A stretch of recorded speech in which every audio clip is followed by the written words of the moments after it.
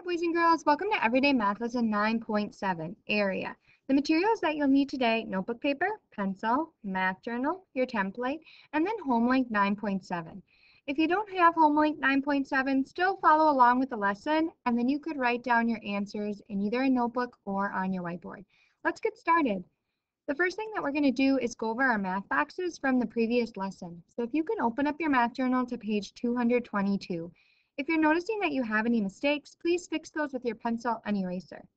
So for our first question, number 1, write 5 names in the 90 box. There's lots of possible answers for this, but these are the ones I chose today.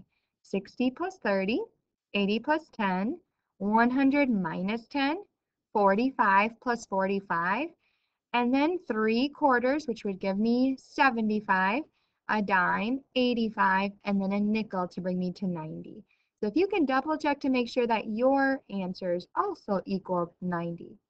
For question 2, fill in the missing numbers. Whenever we see that solid line, we're going to add 2. Whenever we see the dashed line, we're going to subtract 5. So 98 plus 2 would bring me to 100. 100 minus 5 would bring me to 95. 95 plus 2 would bring me to 97. 97 minus 5 would be 92. And then 92 plus 2 would be 94.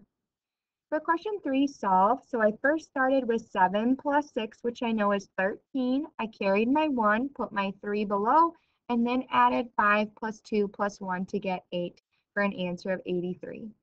For question 4, when you're finding the perimeter, you're adding up all 4 sides. So I know that 3 plus 2 is 5, and I have another 3 plus 2. So 5 plus 5 gives me a perimeter of 10.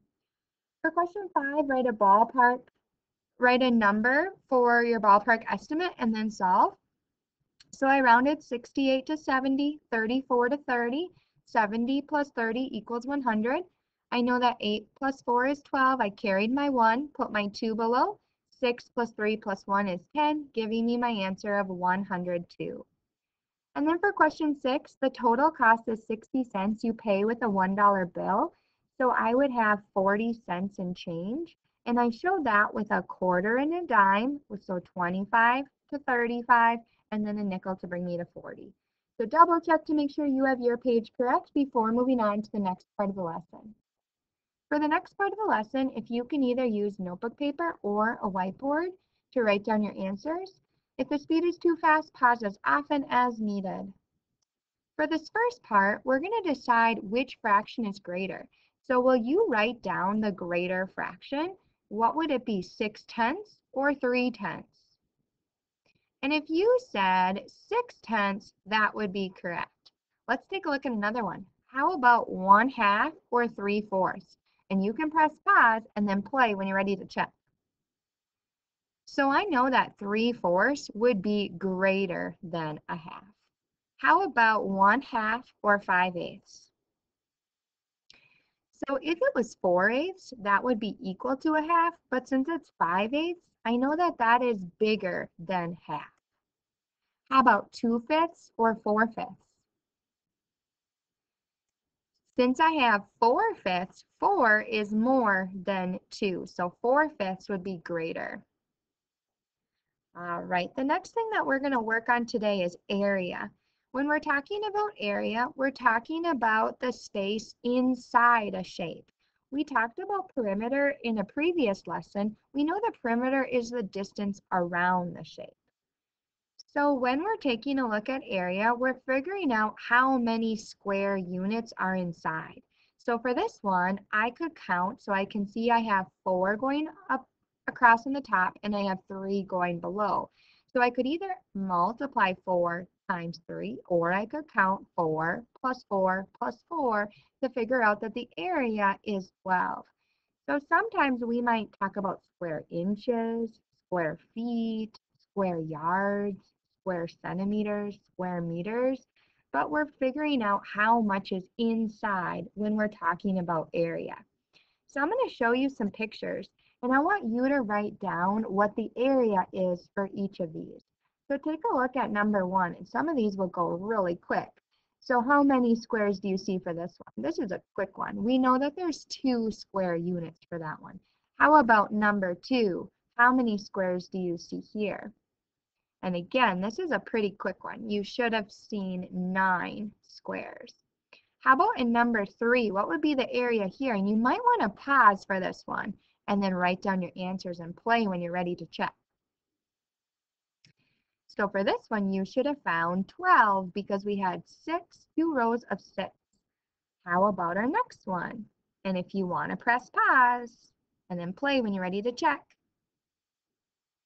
So for number 4, you should have seen that there were 20 squares, and you maybe either counted 5 by 4, so maybe you added 5 4 times, or maybe you counted each one. How about this next one? And again, you might want to press pause and then play when you're ready to check. So for number 5, it was 25 because we had 5 going across and 5 going down. We have a few more that we'll practice. How about this one for number 6? How many squares do you see? All right, and for number 6, you should have seen 10 squares. There was just one row of 10. We have 2 more. How about number 7? This is a quick one. We can see that there are 4 squares. And then our last one for number 8, how many squares? This one is a 4 by 4, so you could add 4 4 times or think 4 times 4, but you should have had 16 squares for inside. So we'll continue to work on area and talk about HomeLink 9.7 next. So if you can take a look at this page. So what it's asking us to do, it wants us to find the area for each of the letters. So finding out how much is inside each of these letters. Then it's also asking us to find the perimeter for each letter. Now I want to talk about the perimeter one first. So if I was going to find the perimeter for I, what I like to do is just make a little dash going around as I'm counting each of my sides. So I'll do letter I, the perimeter with you first. So I can see I would have 1, 2, 3, 4, 5, 6, 7, 8, 9, 10, 11, 12, 13, 14, 15, 16, 17, 18, 19, 20. So if we just look at the perimeter of I, we would have 20 centimeters. So could you try solving the perimeter and area for questions 1, 2, and 3? Press pause and then play when you're ready to check 1, 2, and 3. All right, so for problem number 1, when you counted the boxes inside, you should have found an area of 9. For number 2, when you were counting the boxes inside, you would have found an area of 11. And then when you're finding the perimeter, you were counting all of the boxes going around along the outside. And so you would have had 24. If you had something different, if you could do just like what I did for letter I and make those lines going around each. For question 3, inside we had 10, and then going around the perimeter we would have had 22. For the next part of this page, if you can solve problems 5 and 6, 7 and 8, so it looks like 5 and 7 you're adding, and then 6 and 8 you're subtracting. Press pause and then play when you're ready to check. All right, so when I was adding 67 plus 28, so I did 60 plus 20 first, which I knew was 80, and then 7 plus 8 is 15. So I added my 80 plus 15 to get 95. You also maybe could have stacked those on the side. I'm going to do my other addition problem next. So I have 88 plus 74. So I'm going to add 8 plus 4, which I know is 12. I carried my 1 and put my 2 below, and then 8 plus 7 plus 1 would get me to 16 for an answer of 162. For question 6, 154 minus 62, I did this one on the side this time. So I first subtracted 4 minus 2, which is 2. And then I can't subtract 5 minus 6, so I went next door. I changed my 1 to a 0. My 5 now becomes a 15. 15 minus 6 is 9, and then I don't need to do anything with that 0. So my answer was 92. And then for number 8, this one's set up really nice. I know that 6 minus 3 is 3, 2 minus 2 is 0, and then I have my 1 for my answer of 103. So double check to make sure you have your page correct before moving on to math boxes. Our math box page today is 223.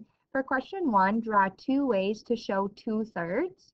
For question 2, write 3 even numbers larger than 100 and 3 odd numbers smaller than 100.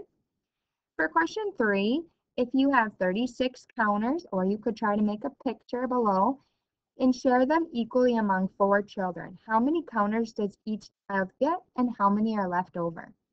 For question 4, I have $2. Can I buy 4 bags of chips for 55 cents each? Question 5, you're solving each of the problems. And then for question 6, in the number 43,692, the value of each of the numbers is. So you can say, like for the 4, I could say it is 40,000. Okay? All right, I'll see you next time.